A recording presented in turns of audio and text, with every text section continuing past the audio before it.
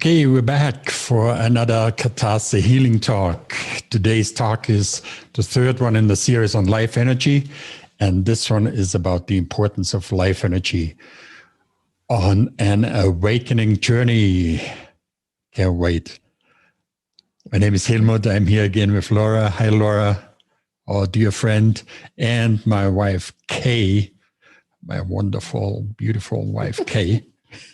Kay Cadell Whitaker. She's the author of The Reluctant Shaman and Sacred Link, and the elder of the Catharsis tradition. And she has also studied the predynastic Egyptian tradition for a long time. And so, as I said, today's talk, the importance of life energy on an awakening journey. We are doing this series on life energy because we are offering a course on life energy that includes the Catharsis Life Energy Initiation Ceremony, guided live by Kay, on June 12th. There is going to be a link in the description of this video where you can find out more about this course and how you can register and join. So, Kay, let's get started. Welcome again. Enjoy. Sorry. Thank you. Well, life energy, it's a big subject. Like I've said before, it's you could just keep talking for days and days and days and not run out of things to say about life energy. So today we're going to focus in on the awakening journey and what does life energy have to do with that? Why is that important?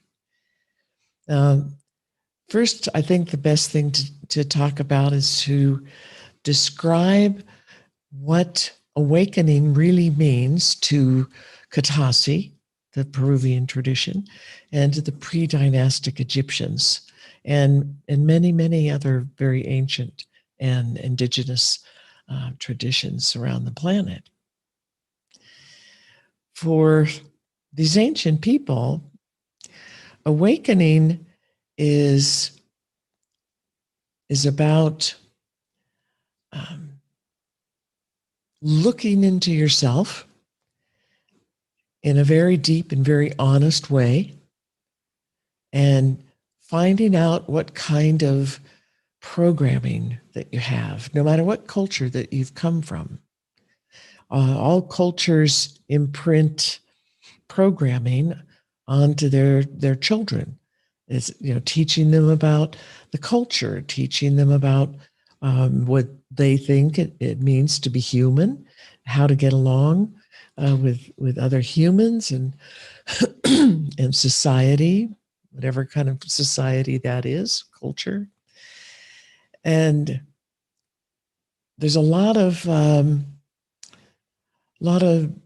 times cultures end up imprinting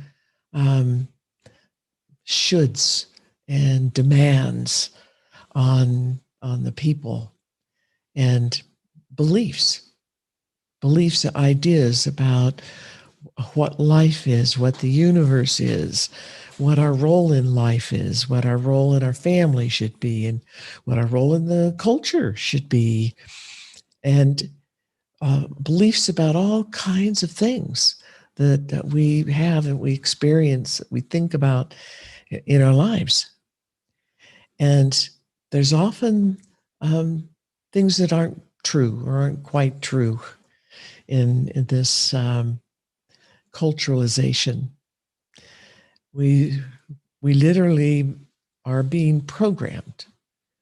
And so for awakening, for these people, it means to unplug the programming, whatever that is, and search inside yourself for what things you took on and took inside yourself and started to believe, and believe very strongly with a lot of emotional charge.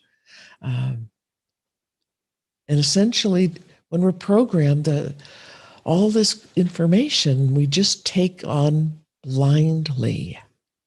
We don't question it. When we're really tiny, it never occurs to us to really question most of this stuff. It's just what everybody says around you and all the big people, the grown-ups say.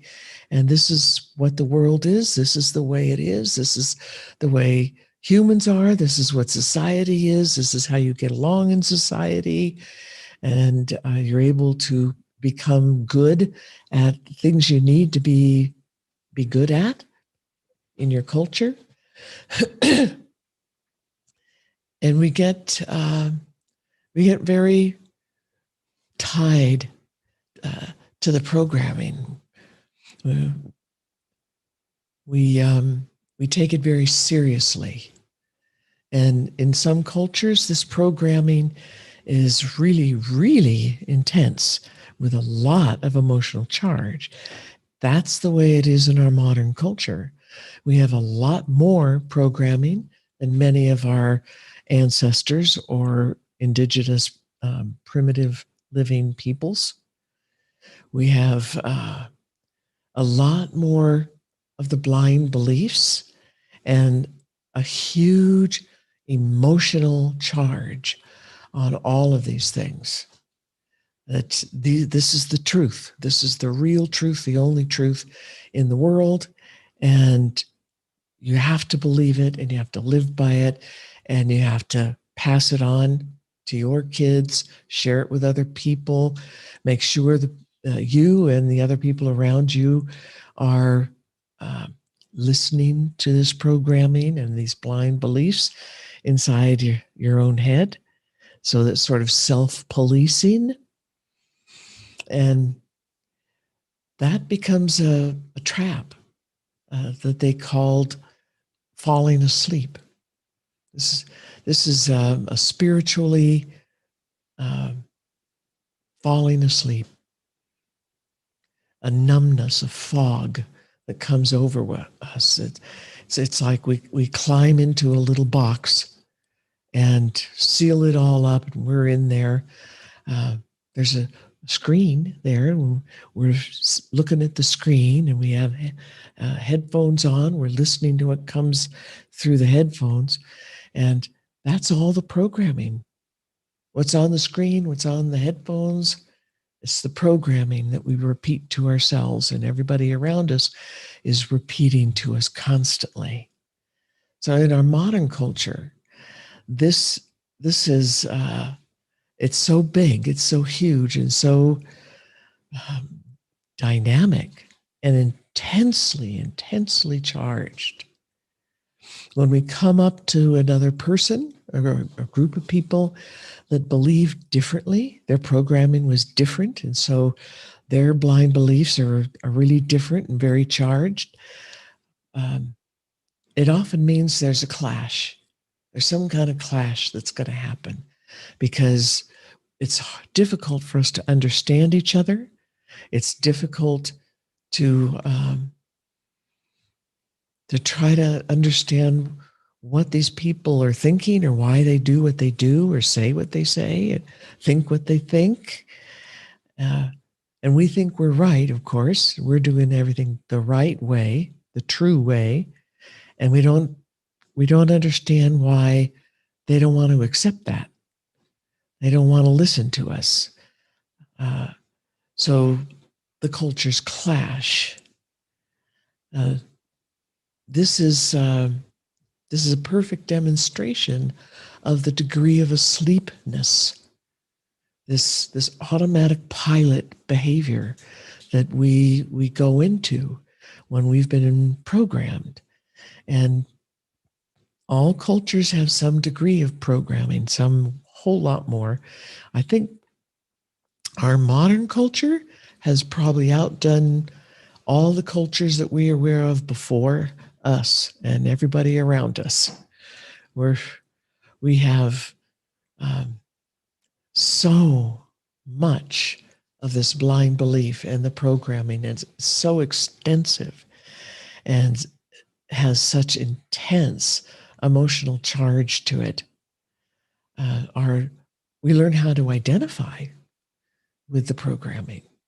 We think that's who we are. Everything that programming is about, we think that's who and what we are. We identify very literally with the programming. That happens to everybody that has any kind of programming, any degree of that programming. But in our culture, it's bigger and stronger. It puts us to sleep in this consciousness sleep state. And it's much deeper than many of these cultures, the ancient cultures that went before. So that means if we're going to try to unplug the programming, if that's what waking up means, then we have a lot more work to do than the ancient ones before us, and probably many of the truly primitive indigenous people that are left on the planet today. So what does life energy have to do with the programming? Well, everything. It has everything to do with the programming and unplugging from the programming. So when we don't have a lot of life energy moving through us, it gets really hard to challenge that programming or to see past it. It's hard to give up that intense devotion and literally an addiction that we have to our blind beliefs in the programming.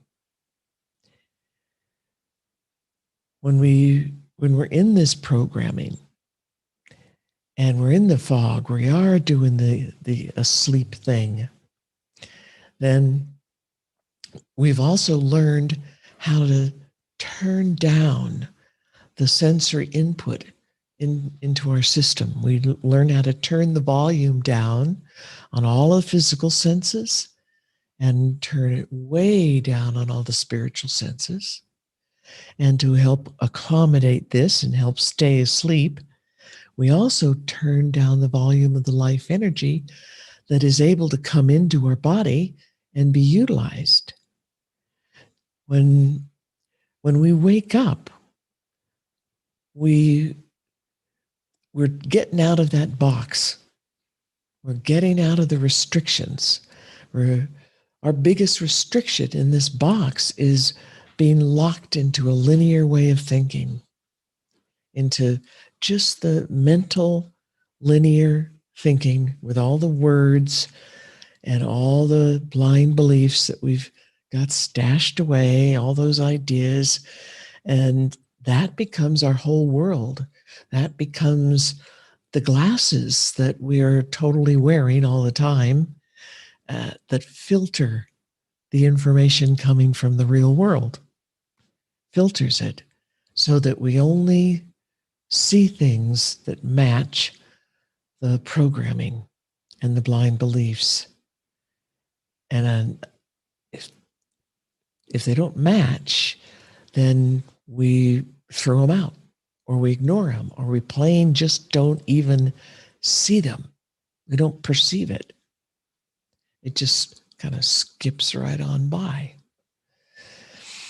Outside the box, that's the rest of the world. And a whole lot of the rest of the world is the non-linear. That's the spiritual aspect of ourselves and the world around us in the whole universe. We've closed that off. With the programming, we've closed off the spiritual aspects of our whole existence and our ability to perceive all those things, all the non-linear. There's a whole lot more non-linear than there is the linear, the little thin mental linear layer that is wrapped around physical matter, the material world, the material way of looking at things. That's what we're trapped in the box. with that very small perspective, and it's very distorted, and it ends up showing us our blind beliefs that they're true and right, just as we were told. And it just keeps the programming going. It keeps us being more hooked in and more addicted to it as we go through life. Self-perpetuating. It's very good at self-perpetuating. This big a sleep machine, programming. So to wake up, we got to get out of the box, and we have to start perceiving things without the distorted glasses that are coming from all the blind beliefs and the programming. We want to be able to perceive the world as it actually is. We want to be able to perceive ourselves for exactly who and what we really and truly are. The matter world, we're part matter. We have a linear mind. That's part of us. But those are the small parts. And they serve certain functions, allow us to be physical entities here on this planet and have a physical life and interact in that way, in physical terms with everything else. And that's beautiful. But it's only a piece, a tiny, tiny piece of our world, of reality. And we have all the tools inside us. We're born with all these tools of perception, these spiritual senses. So to really, truly wake up, we have to unplug the blind beliefs, just, unplug them and let them go. It's not a war. Can't make a war out of it because you'll always lose. But in a peaceful negotiation and realization that those things are not you, all that programming is not you, never has been, that you are so much bigger, vaster, and ancient, way, way, way beyond this physical life, beyond counting. We're incredibly ancient. And we've been having experiences all this time, through all these eons and eons and eons. We've been all kinds of places, different kinds of experiences and lifetimes, if you want to call them that. But we've been doing so many different things. Sometimes we have physical lifetimes, physical bodies like we do now. Maybe here on Earth, maybe we've been human before a bunch of times. That's pretty common. Maybe we've been other things on this planet, animals or plants. And that's pretty common too. It's not a bad thing. It's not a less than thing. It's just different experience. And we've been in all kinds of different life forms. We've manifested in these different forms on different planets, all through our universe. We've lived in places that don't require this kind of physical body, and experienced things in all those very, very, very different kinds of places and ways. And it's been us. It's been our true self. It's what the Hedekas call our song, our total beingness, which is so ancient and full of these memories and the knowledge and the experience from all this eons and eons of lifetimes. And we can bring it here. When we're in the programming here, we shut all that out, all those kinds of memories, as much of the knowledge from those things as possible, so that we could stay in the programming and experience things from the viewpoint of the programming. And we did it on purpose because we wanted to experience things that way. It's not a less than. It's not a bad thing. It's not inferior. We haven't done anything wrong or bad or stupid. We purposefully decided to experience those things. But the times are different now, and the old world is ending. A new world is beginning to be created. And it's time for all the old world things, all this asleepness and this programming that's been completely dominant in our culture. It's time for them to end. And it's time for us to wake up. It's time for us to unplug it all in a very fun and loving and beautiful and exciting way. And the first step is to find out who you actually are. Who is your song? What is your song? That's your true identity.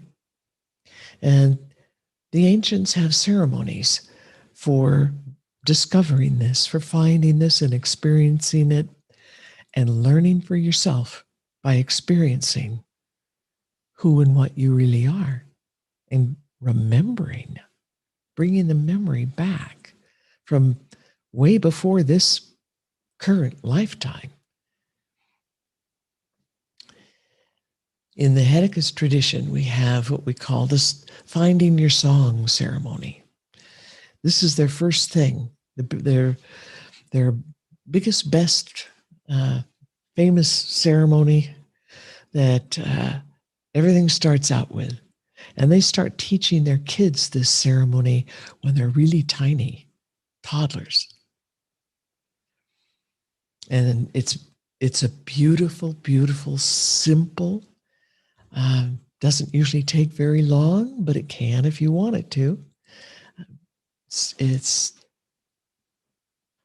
a ceremony that teaches you how to move your attention out of the programming and stretch it out into your song, and to experience it, feel your song, feel who you really are, who you really have always been, and what that is. It's a life-changing ceremony. In the Hedekas tribe, they do a little song ceremony before every big ceremony, sometimes afterwards too. And for all kinds of other occasions, they do song ceremonies as a kind of meditation at any time, day or night, that you would wish to do that and experience that. And that's where it all begins. That's where it starts. The next step is tuning into the life energy. Now, we've talked about before in the sessions before this about what life energy is. It is this living, very, very alive energy that permeates the entire universe. And it's always moving. It's always moving. It's like an ocean, rivers that are constantly moving. It contains all knowledge of the universe, all history, all the potentials for the future, everything that's currently happening, all kinds of different knowledge and information about linear material things, about spiritual things, everything. Contains everything. It contains every kind of energy. Every sort of energy that you could think of, you ever heard of, it's all contained in the life energy. The life energy permeates the field of aliveness that fills the entire universe, saturates everything. And the life energy is always moving, moving through everything, moving around everything, going to and from everything. It collects all information And this is all non-linear. This is happening in the spiritual realms, non-linear, outside of time and space. And this is how the universe communicates with itself, every little part of the universe. All this information is going into the field, it's going into the life energy, it's being carried here and there from one song to the next song to the next song. Everything's alive, everything is a song. It's carrying nutrients, it's carrying love, huge, huge, universal, unconditional love, sharing it with everything and everybody. And everything is sharing what they have and what they're experiencing into that life energy and into the field. When we're trying to wake up, we need more life energy. We need to get access to it back. When we're born, we have full access to life energy, and it travels and moves into us in several different ways. When we're in the programming, we turn the volume down on that life energy. We just crank it way down so there's just barely enough to, kind of keep us alive and toddling along. We need to turn the volume back up, and that's what this ceremony, the dance of the earth, fire, serpent, this initiation into the life energy is all about. We're reclaiming what is our birthright, what we were born with, and what we are entitled to have as a physical human being. We're entitled to have this huge, giant flow of life energy. Now, the first flows that are talked about when we study these things are ones that are vertical, and they come from the earth. Life energy from the heart of the earth comes up through the chakra below our feet, which is deeply connected into the earth and gives us all kinds of earth energy and connectedness and information. That life energy comes up through the bottom of the feet into the chakras of the feet, up the legs. You have these channels, big channels go up the legs. There's chakras in the knees. There's the chakras of the spinal column. And the bottom one is usually called the base chakra. It's down the bottom of the spine near the genital area. And it goes up. We have all these other chakras, the heart chakra, go all the way up the spine, the throat, and all the way up. They also got nice big chakras in your shoulders, channels that go down the arms, big chakras in the palms of the hands, very, very special, and in the tips of the fingers. And we need this life energy to come back up the channels because we squished the channels. We try to squish them all the way shut. So in this ceremony, with the help of the Mother Earth and her magic and her power, she's a lot bigger than we are, and she's a whole lot smarter. And she knows how to do this and does it with great, great ease. She sends her life energy into our body from down below and going up, out the arms and up, above the head.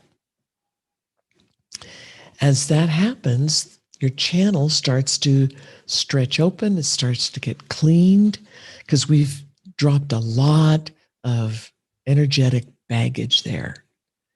A lot of programming, a lot of fear, a lot of anger, you name it. It's in there. It's trying to block the channels, squeeze them shut, shove the channels full of garbage so the flow can't move through.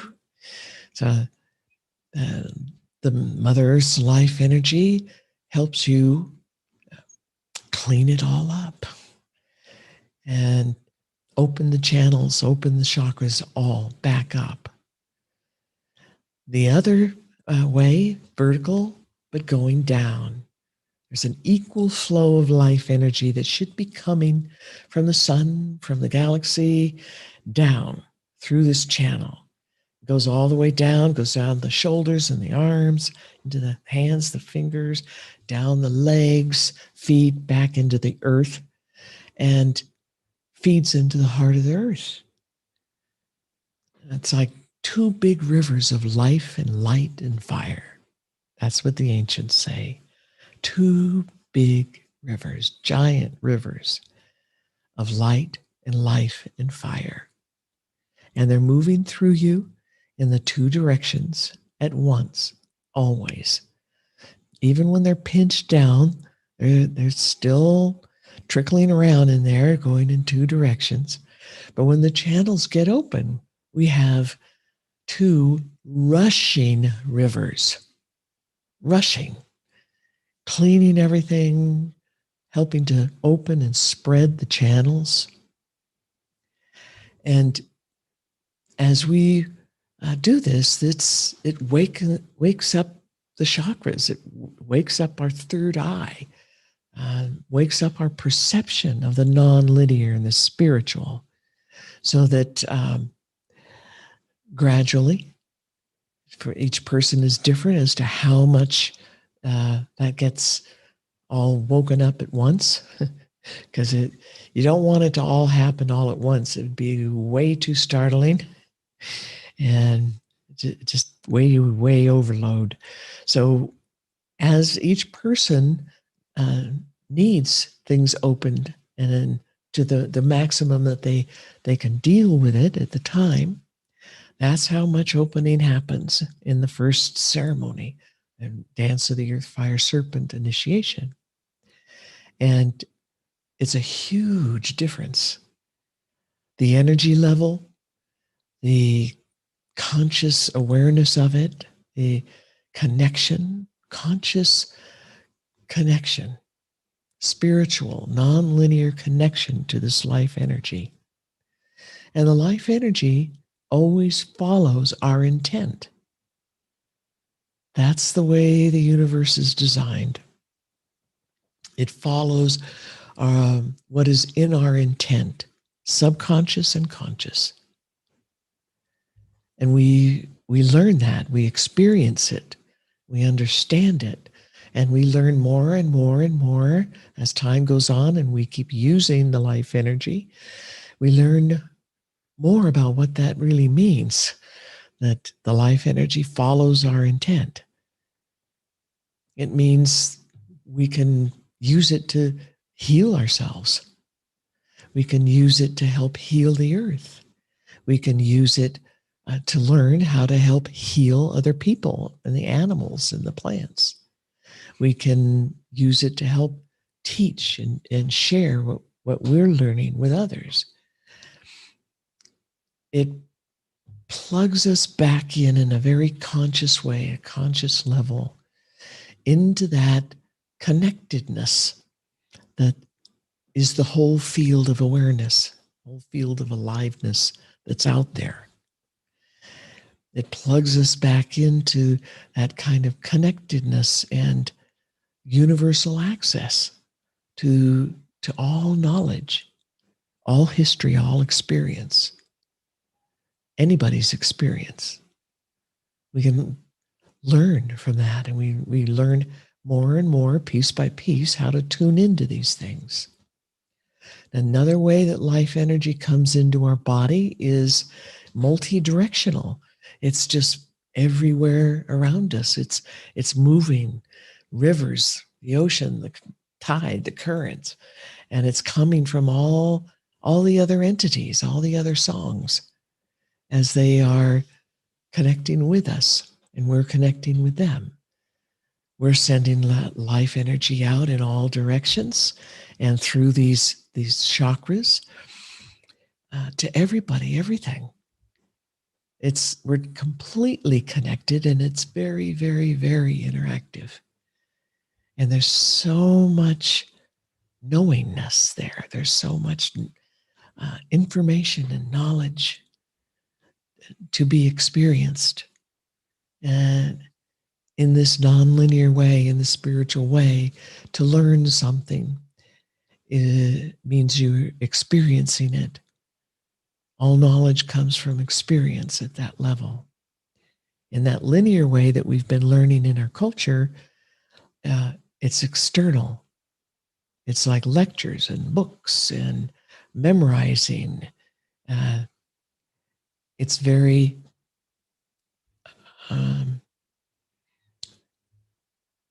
it's like it's two-dimensional.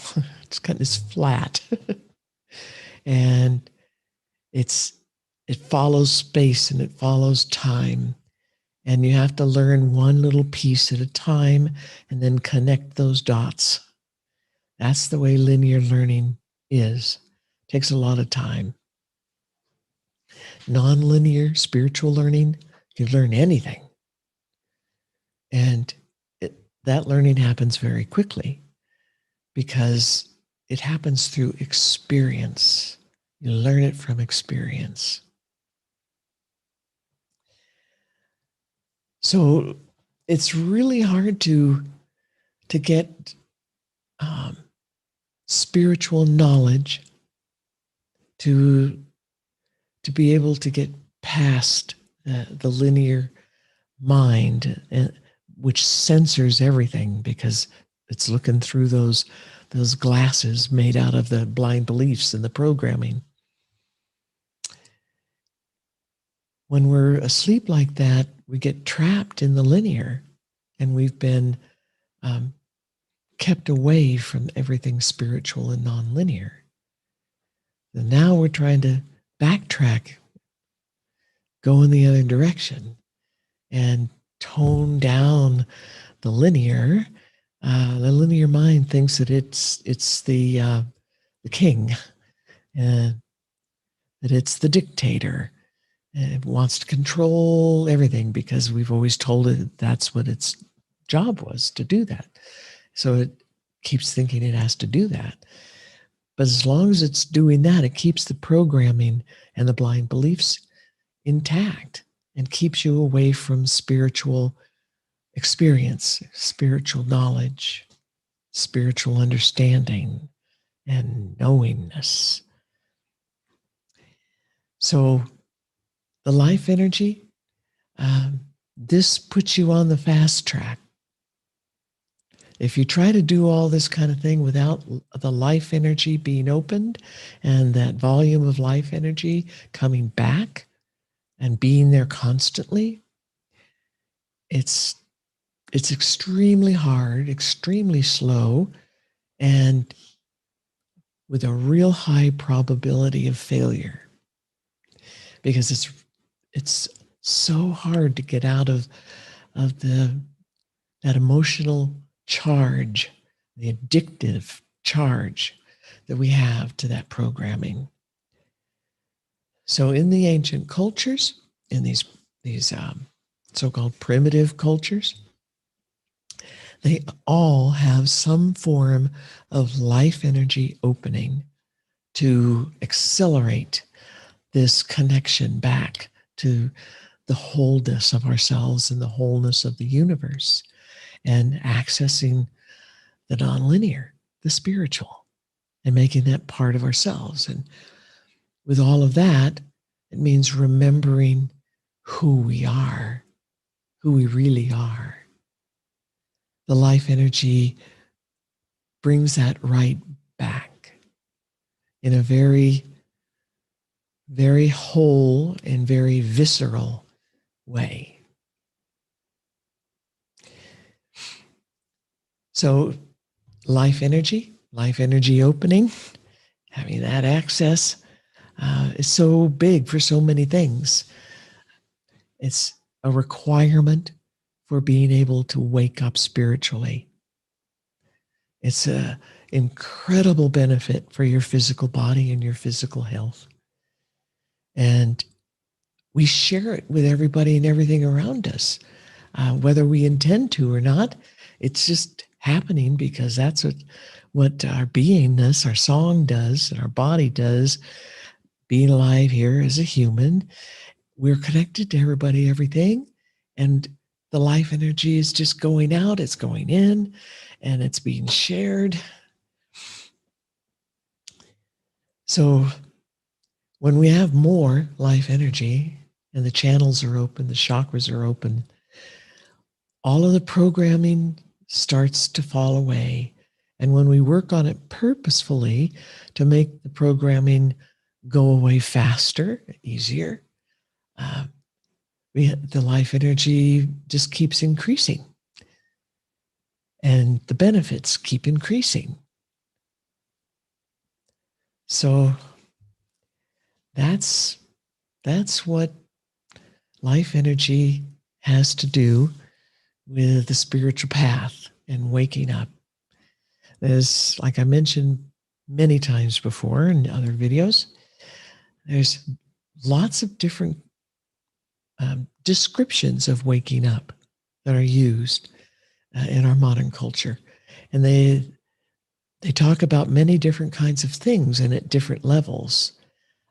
People talk about politically waking up to the politics that are really going on, waking up medically to your own health, to what's going on with the medical communities, and what do they do for you? What do they don't do for you? What can you do for yourself?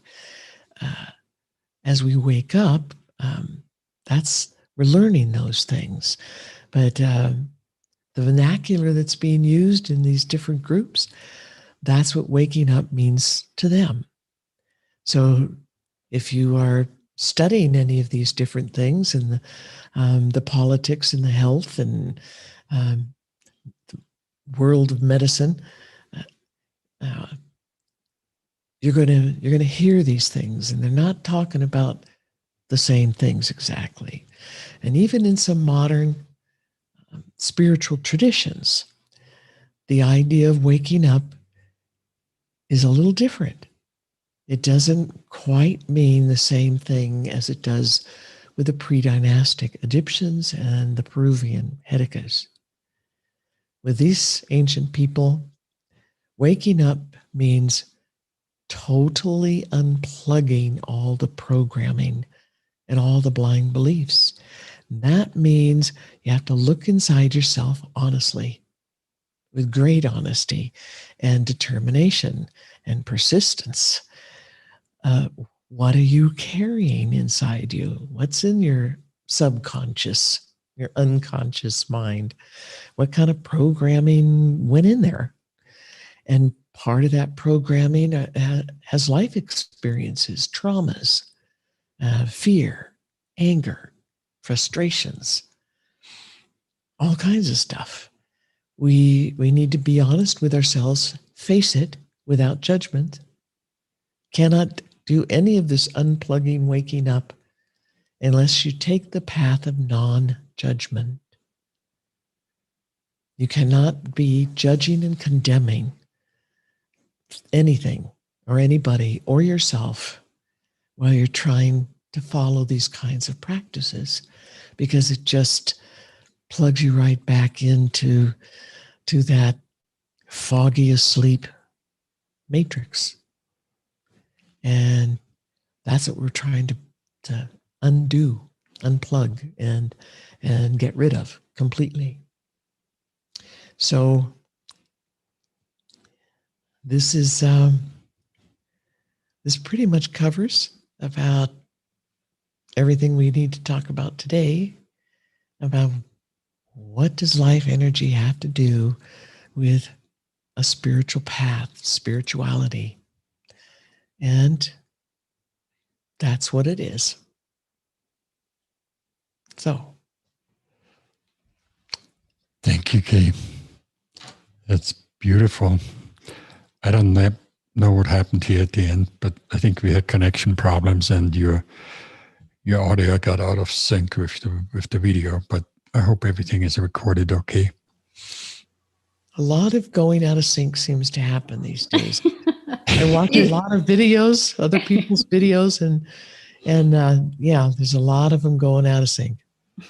So if they really want to know, if you guys really want to know, you just won't watch the lips while you're while you're listening and watching the video, and you know, get the gist, get the goods, get the energies that are coming with the video, and all that information that's there.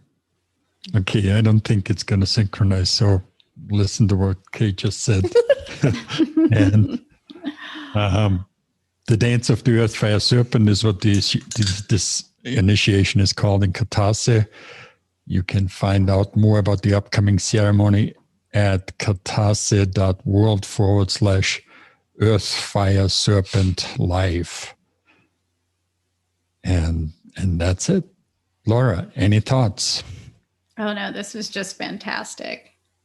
And I've offended people by saying, I because I'll talk to people about this, these studies and the ceremony, and that it's an opportunity to wake up. And just as simple as that, I've offended many people who've explained to me that they're awake, and it's different language.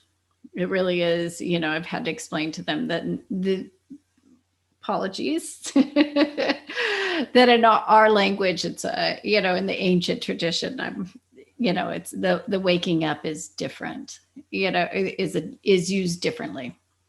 So I'm glad you talked about that. Yeah. People, all the different little areas that they're interested in, maybe it's diet or it's exercise, and they gotten into it big, and now they're awake to the ideas of diet, bad diet, bad modern food. They understand that now, and so for them, that's awake. Yeah. And or same with the exercise, same with all kinds of other different areas of life and different fields. And, yeah. So sometimes it's just not studying. In this case, choosing any path, but Christianity was, is considered being awake in some language. Yeah. Yeah.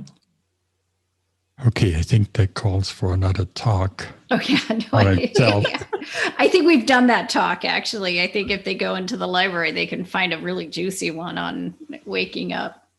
Maybe we should revisit it anyway. If you want to go into the library, by the way, that Laura just mentioned, that's katase.world/library. And if people want to talk with any of us, Laura, where can they find you? They can find me at info@lauraketty.com, and that's LORAKEDDIE. Be happy to talk to you about any of this. Okay, if you want to talk with me, you can go to katase.world/talk. And I think that's it for the day. That's a wrap. That's beautiful. That's great. It's very fun. Thank you, guys. Thank you. We see you hopefully next Thursday for the fourth one in the series. And that one is about the importance of life energy in the healing arts, in doing healing work for others and for yourself. All right. We see you next time.